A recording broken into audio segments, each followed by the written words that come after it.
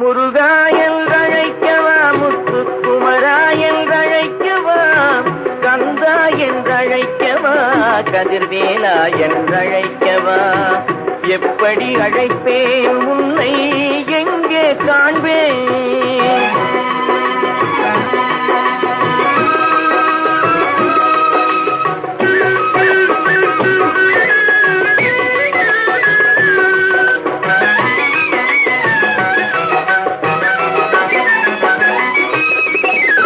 ஆறுபடை வீடெங்கும் தேடி வந்தேனப்பா, அங்கெங்கும்